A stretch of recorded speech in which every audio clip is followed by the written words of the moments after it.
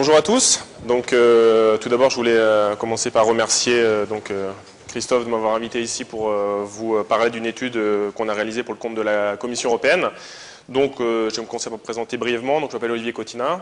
J'ai travaillé d'abord dans l'industrie, dans le consulting, et désormais, je travaille donc pour le groupement des écoles de télécommunications, qui est donc un groupe d'écoles, parmi lesquelles Télécom Paris, l'Institut National des Télécoms, l'INT Management. Et dans ce cadre-là, en fait, on a réalisé une étude pour la Commission européenne, donc je vais vous présenter maintenant. Donc rapidement, je présente le sommaire de ce que je vais vous dire. Donc là, l'étude en elle-même, rapidement la méthodologie, et puis on insistera particulièrement sur les principaux résultats, et puis je répondrai éventuellement à vos questions si vous en avez. Donc un petit rappel, l'agenda de Lisbonne. Donc pourquoi la Commission européenne veut faire ça? Donc en 2000. La Commission européenne a donc comme ambition de concurrencer les États-Unis, notamment comme un centre de savoir, et elle a l'ambition de devenir donc l'économie, donc knowledge based, donc basée sur le savoir, la plus compétitive dans le monde. Et donc dans ce cadre-là, la Commission européenne finance tout un tas d'études avec différents programmes que vous connaissez peut-être, pour justement essayer d'identifier quels sont les établissements ou les stratégies qui sont, je dirais, suivies par les établissements pour en faire des modèles qui pourraient être déployés après dans le reste de l'Europe. Donc le projet Unilearning, en quoi il a consisté? Donc c'est une initiative du Directorat Education and Culture, qui est donc un des directorats principaux de la Commission.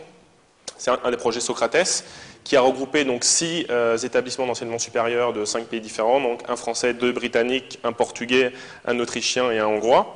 Et le but était donc de mettre en avant, d'identifier, de mettre en avant et de disséminer après dans l'Europe via des white papers, donc les stratégies innovantes qui sont mises en place par des établissements d'enseignement supérieur en Europe, donc dans les 5 pays précédemment cités. Donc il faut savoir, pour les 5 pays, en fait, l'idée c'était de prendre 2 grands pays européens qui sont un peu moteurs en général, donc à savoir la France et notamment la Grande-Bretagne qui a pas mal d'avance dans ce domaine, et un peu de prendre donc un new member state, donc la Hongrie, et 2 pays plus petits, un qui est plus en phase de décollage en termes de e-learning, le Portugal, et un autre, l'Autriche, qui a déjà mis en place un certain nombre d'actions qui sont assez intéressantes. Donc la méthodologie, donc dans un premier temps, on a cherché donc chacun des établissements, donc nous on était responsables de la France naturellement, donc on a cherché un peu à identifier une première liste d'établissements dans chacun des pays, donc via des articles de presse, des publications, des gens qu'on pouvait connaître. Donc on arrive donc à une première liste de 200 établissements en Europe, dont 40 en France. Suite à ça, on a approfondi un petit peu l'étude pour réduire à 85 établissements en Europe, dont 25 en France. Et là, on a commencé donc à faire une étude plus spécifique à chacun des établissements, qui est constituée donc une étude quantitative et qualitative, qui nous a permis d'arriver donc à une liste de ce qu'on appelait entre guillemets le top 25, c'est-à-dire 25 établissements en Europe qui ont des activités en termes de e-learning, des stratégies qui sont remarquables. L'étape suivante. Donc on a fait un nouveau questionnaire qui nous a permis un peu d'identifier les 8 établissements qu'on a trouvés les plus remarquables en Europe, sachant que le but c'est d'utiliser ces 8 établissements pour en faire justement ces white papers qui seront disséminés dans un premier temps à la Commission européenne et après qui en fera donc une publication plus large pour que ça serve d'exemple dans l'Europe entière, dans les 25 États membres. Donc suite à ça, donc, on a une rencontre avec les 8 établissements qui ont été sélectionnés, et la dernière étape qu'on est en train de réaliser actuellement, c'est donc l'écriture des cas qui doivent donc être remises à la Commission européenne. On devait les rendre fin juin, mais on est un petit peu en retard. Donc maintenant, Lyon 1, dans cette étude, ce qui vous intéresse le plus j'imagine. Donc les étapes 1 et 2, donc naturellement Lyon 1 a été sélectionné sans aucun problème. Pour après les questionnaires quantitatifs et qualitatifs, donc ça faisait beaucoup rire nos collègues autrichiens et portugais, parce que Lyon 1 a fini numéro 1, donc ils disaient qu'ils portaient bien leur nom. Donc là, c'était plutôt une bonne surprise pour nous, parce que c'est vrai que dans l'ensemble, les établissements français n'étaient pas forcément hyper bien placés. On avait, entre guillemets, deux grandes familles, ceux qui étaient vraiment excellents, et puis après on avait une sorte de plus grand groupe qui était peut-être un petit peu en retard par rapport à la moyenne européenne. Et donc, à la suite donc, de cette première liste de 25 dans laquelle Lyon était numéro 1, donc on a donc fait des analyses supplémentaires, et donc il a été décidé de choisir l'Université de Lyon 1 parmi les 8 établissements les plus remarquables en Europe, pour justement disséminer ce qui a été fait ici pour que ça serve d'exemple justement à d'autres établissements en Europe.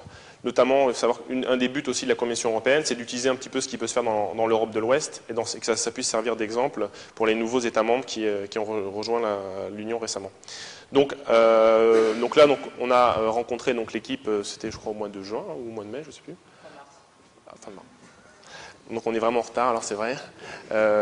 Donc là, la rencontre qu'on a eue, que ce soit avec les enseignants, avec l'équipe practice ou les élèves, c'est vrai que ça a confirmé l'excellence de tout ce que vous avez entrepris ici. D'ailleurs, j'en profite vraiment pour vous féliciter tous, parce que je pense que c'est à la fois le travail de l'équipe practice et puis les différents enseignants. C'est vrai que c'était vraiment hyper impressionnant et ça a été vraiment hyper professionnel la manière dont tout nous a été fait. Hein. Je pense que là-dessus aussi, c'est un exemple.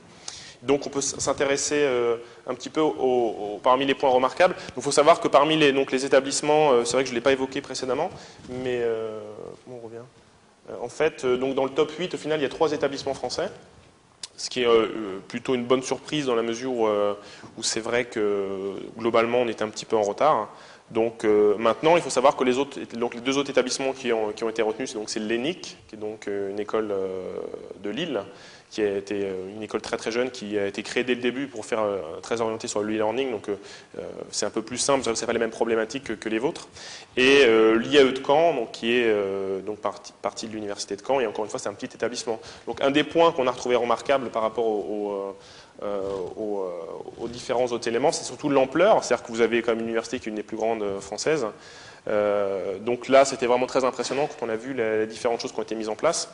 Les services offerts, hein, ça vous le soulignez tous quand on discute avec vous. Bon, tout le monde a l'air hyper heureux des services. Pas tous, ok. Peut-être que j'ai rencontré que ceux qui étaient heureux en fait. Donc un autre point aussi qu'on a trouvé très intéressant, c'était le fait que vous ayez développé un LMS, que vous n'ayez pas cherché à reprendre un du commerce. C'est vrai qu'on se rend compte qu'au final, les établissements qui sont plus dynamiques et qui ont réussi le plus à coller aux besoins de leurs enseignants sont naturellement ceux qui ont pris le parti de créer un LMS. Il faut savoir qu'on a rencontré quand même pas mal d'établissements pour lesquels c'était un vrai problème, parce qu'ils ont des problèmes de développement, de fiabilité, et qu'ici, a priori, c'est vrai qu'il n'y a pas eu ce genre de problème. Donc là, encore une fois, c'est remarquable.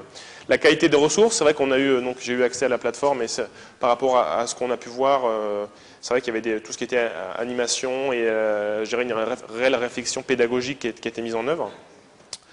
Le dynamisme de l'équipe, ça c'était vraiment aussi important, que ce soit une équipe qui est grande, pour tous ceux qui ont développé Spiral, les enseignants qu'on a pu rencontrer, ça c'est parmi les facteurs clés de succès qu'on a pu identifier. Donc c'est pour nous donc la conclusion un petit peu qu'on essaiera de mettre en avant, c'est que c'est une sorte de combinaison de plusieurs facteurs hein, pour le succès.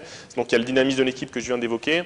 Fort soutien de la direction, c'est vrai que ça c'était un point qui est hyper important et qui n'est pas toujours implémenté comme il se doit dans les établissements, c'est que là, vraiment la présidence de l'université a vraiment soutenu activement le projet. L'implication de la région, ça c'est un phénomène qui est aussi assez rare et je pense qu'encore une fois c'est un très bon, je ne sais pas si dans le cadre de la décentralisation ça va s'intensifier, mais en tout cas ça nous a paru un modèle très intéressant pour que ça soit répliqué plus loin. Il y a les hommes, hein, comme on le disait, hein, donc Christophe et toute son équipe. Et l'émulation locale, donc ça c'était un peu un point d'interrogation. On s'est demandé si le fait qu'il y ait une sorte de cette compétition entre guillemets entre les différents établissements, quand on regarde en fait les différents établissements qui ont été sélectionnés, on se rend compte qu'il y a souvent une sorte de petite quand même émulation qui se passe et ce qui au final qui fait améliorer, je dirais les résultats obtenus par les différents établissements. Donc voilà, encore une fois, je souhaite vraiment vous féliciter tous. Hein, Christophe devant tous tes pairs. Merci beaucoup.